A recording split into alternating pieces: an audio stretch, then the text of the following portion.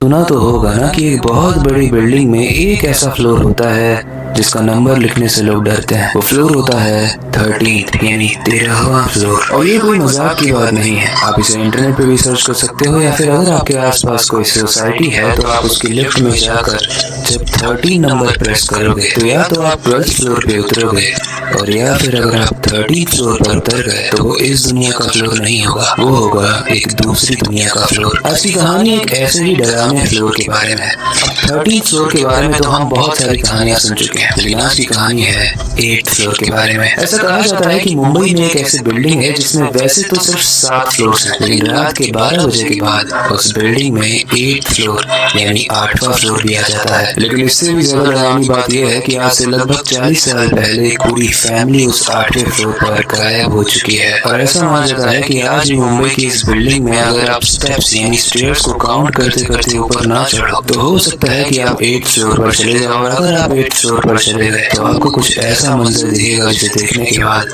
आप थर-थर कांपने लगोगे। तो क्या है इस बिल्डिंग की कहानी, और ऐसा कौन सा एक्सपीरियंस है जिसकी वजह से लोग यहाँ पर जाने से बहुत डरते हैं? तो जानेंगे हम आज की स्टोरी में बड़े ही इंटरेस्टिंग और डरावने तरीके से। लेकिन स्टोरी में आगे बढ़ने से पहले हेलो गाइस, मेरा नाम है अविनाश कुमार और आप देख रहे हो सीखो ऑफिशियल शो हॉरर स्टोरीज।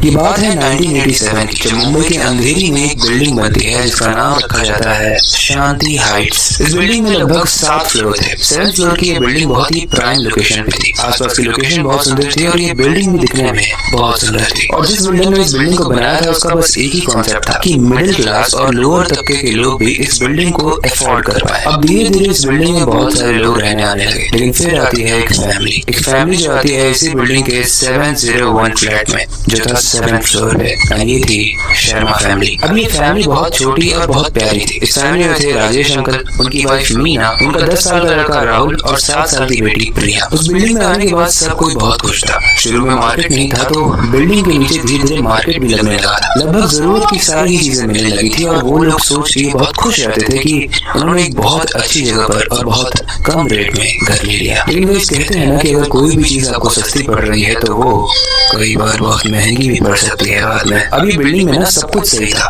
बस एक प्रॉब्लम थी, इसकी जो लिफ्ट थी वो कभी कभी काम नहीं करती थी। और इस बिल्डिंग में एक वॉचमैन काम करता था जिसका नाम था रामू काका। अब ये रामू काका अक्सर इस बिल्डिंग के बाहर ड्यूटी तो दिया करते थे, लेकिन जब किसी काम की वजह से लिफ्ट लेकर ऊपर जाना पड़ता था तो कई बार इन्हें 8वां बटन भी दिखता था, यानी वो बटन जो इस बिल्डिंग में 8वें फ्लोर पर ले जाएगा। और ऐसे में रामू काका समझ नहीं पाते थे कि जब ये बिल्डिंग सिर्फ 7 फ्लोर की है तो 8वें फ्लोर का बटन क्यों दिया गया है। अब गाइस मुझे नहीं पता आपको ये बात पता है या नहीं, लेकिन जिसने मुझे स्टोरी सेंड की है उसने ये बताया कि हमारी सोसाइटी में ऐसी बहुत सारे फ्लोर्स होते हैं जो इस दुनिया के नहीं होते हैं। वो आपको नॉर्मली नहीं दिखेंगे, वो आपको तब दिखेंगे जब आप सबसे ज्यादा अकेले होगे और जिस दिन नेगेटिविटी सबसे ज्यादा पीक पर होती है, यानी जिस दिन आपका मानसिक संतुलन ठीक नहीं होता है, आप बहुत इमोशनल होते हो, गुस्से में होते हो, उस दिन ये चीजें आपके ऊपर वार करती हैं। ऐसे वक्त में अगर आपको कोई ऐसा फ्लोर दिखता है या ऐसा बटन दिखता है जो उस फ्लोर पर ले जाएगा तो उसे नहीं दबाना है। लेकिन रामू काका ने उस बटन को दबा दिया ये देखने के लिए कि ये 8th फ्लोर क्या है, लेकिन रामू काका को शायद वो बटन नहीं दबाना चाहिए था। पहले तो उन्होंने 3rd फ्लोर का बटन दबाया था क्योंकि वहां पर उन्हें काम था, लेकिन 3rd फ्लोर पर जब लिफ्ट रुकती है तो रामू काका बाहर नहीं निकलते हैं।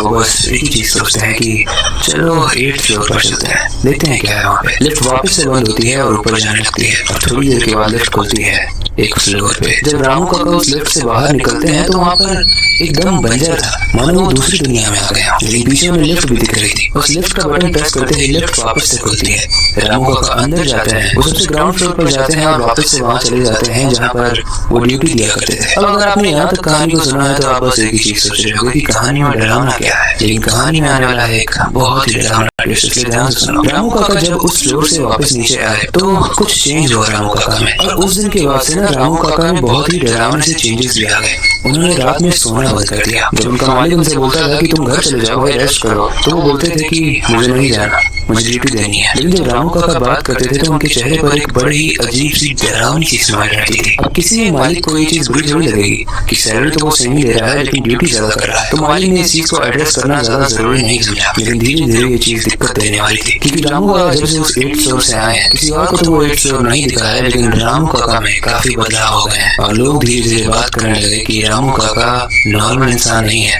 बल्कि एक डेविल है, एक शैतान है। क्योंकि रात में अक्सर लोगों को अपने घर के के बाहर हंसने की आवाज आने लगी और जब गेट खोल के देखा करते थे तो बाहर रामू काका होते थे। लेकिन स्ट्रेंज बात है कि वो बिना एक्सप्रेशन चेंज किए हुए बस अपने होंठों को स्माइल करके हंसते रहते थे। एक दिन ये आवाज आती है शर्मा फैमिली के घर के बाहर। वो सोसाइटी काफी सुंदर दिखती थी और धीरे धीरे करके उसमें कोई भी फ्लैट नहीं था जो बचा हुआ था। मतलब पूरा फ्लैट सेल हो चुका था, सारे के सारे फ्लैट्स। लेकिन अब इस सोसाइटी में कुछ डरावना होने वाला था। रात के लगभग 2 बज चुके थे और बाहर हंसने की आवाज आ रही थी शर्मा फैमिली के घर के बाहर। ऐसे में राजेश अंकल तो सो रहे थे लेकिन मीना जाग रही थी अपने बच्चों के साथ। वो अपने बच्चों को पढ़ा रही थी उस वक्त। जब बाहर हंसने की आवाज आती है तो उनकी छोटी बेटी प्रिया बोलती है कि मामा मामा बाहर कोई हंस रहा है बहुत तेज, आप देखो ना जाकर। मीना बोलती है तुम पढ़ाई करो मैं देख के आती हूँ। लेकिन जब मीना दरवाजा खोलती है तो रामू काका सीधे मीना पर अटैक कर देते हैं, उसका गला नोच नोच कर खाने लगते हैं और मीना नीचे गिर जाती है। मीना के बच्चे प्रिया और राहुल जब अपने रूम से आवाज दे रहे थे कि मम्मा आप कहाँ हो तो उन्हें आवाज नहीं आती है। इसलिए उनकी छोटी बेटी प्रिया रूम से बाहर निकलकर मम्मा को ढूंढने के लिए आती है। लेकिन वो कुछ ऐसा देखती है जिसे देखने के बाद वो बहुत तेज चिल्लाती है। वो देखती है कि उसकी मम्मा का गला जमीन पर पड़ा हुआ है। लेकिन सबसे डरावनी बात, आधा गला खाया हुआ है और कंधे से और ज्यादा खाता जा रहा था वो रामू काका उसकी माँ के शरीर को। वो चबा चबा के इस तरीके से खा रहा था मानो वो इंसान हो ही ना। इस चीज को देखकर प्रिया बहुत तेज चिल्लाती है। पीछे से राहुल भी आता है और वो दोनों ही कस के चिल्लाते हैं। ऐसे में रामू काका गेट को लॉक करते हैं और भाग के प्रिया की तरफ जाते हैं। वो प्रिया के भी गले को काट कर अलग कर देते हैं और उसको खाने लगते हैं। उसके बाद बारी आती है राहुल की और राजेश अंकल के साथ तो और बुरा हुआ। जो इंसान सो रहा था उसकी सोने में ही गला काट कर मृत्यु कर दी गई, या फिर कहें कि गला खा कर मृत्यु कर दी गई। उसके बाद से माना जाता है कि रामू काका फरार हो गया। पुलिस ने जब आकर देखा तो शर्मा जी के घर पर सिर्फ खून ही पड़ा हुआ था। एक बात मैं आपको बता दूं कि रामू काका जब 8th फ्लोर देखे थे तो ये बात उसने अपने दोस्तों को बताई थी कि मैंने आज लिफ्ट में 8th फ्लोर देखा, जो कि नहीं होना चाहिए था। और उस वक्त तो रामू काका के दोस्त उसे पागल समझते थे।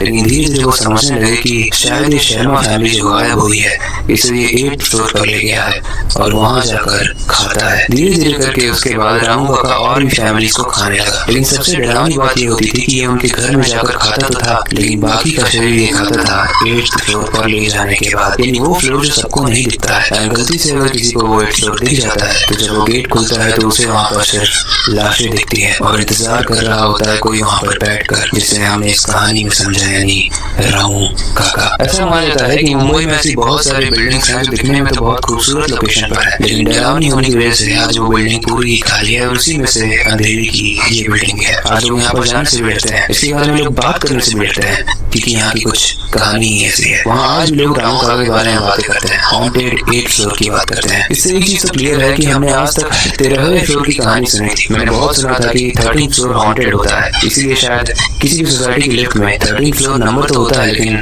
कोई फ्लोर नहीं होता है। अक्सर लोग उसे 12A या फिर 12B कह देते हैं, लेकिन ये 8th फ्लोर की कहानी काफी ज्यादा डिफरेंट थी। और अगर ऐसा सच में है तो मैं आप लोगों को बस एक ही चीज सजेस्ट करूंगा, कभी आपकी सोसाइटी में 13th या फिर 8th फ्लोर दिखे, वो फ्लोर जो है नहीं लेकिन उसका बटन अगर दिखे तो उसे दबाना मत, क्योंकि शायद आप कहीं और निकलो एक ऐसी जगह जहाँ पर आप जिंदा ना बचोगे। फिर अगर आप जिंदा बच भी गए तो आप पूरे तरीके से शैतान बन जाओगे। आज की कहानी हमें सुरेंद्र ने भेजी थी एंड आई होप आज की कहानी आपको पसंद आई होगी। सुरेंद्र ने इस कहानी को अंत करते हुए मुझे ये बताया कि वो इसी सोसाइटी में रहता था और इन चीजों को होते हुए उसने सुना है। लेकिन आपको क्या लगता है कि कोई इंसान ऐसे अजीब से फ्लोर पर जाकर आदमखोर बन सकता है या फिर ये मनगढ़ंत कहानी है? आपको जो भी लगता है हमें कमेंट सेक्शन में जरूर बताना। अगर आई होप आज की कहानी आपको हमेशा की तरह इंटरेस्टिंग लगी होगी एंड थोड़ा सा डर भी लगा होगा। अगर ऐसी और इंटरेस्टिंग कहानियां आने वाले समय में आने वाली है, इसलिए मेक श्योर करना कि आप आने वाले हॉरर एपिसोड्स को मिस ना करो, स्पेशली अगर आप हॉरर फैन हो तो। अगर हमेशा की तरह वक्त आ चुका है इस वीडियो को एंड करने का, नई सुपर इंटरेस्टिंग एंड डरावनी वीडियो का काम शुरू करने का। लेकिन जाने से पहले हमेशा की तरह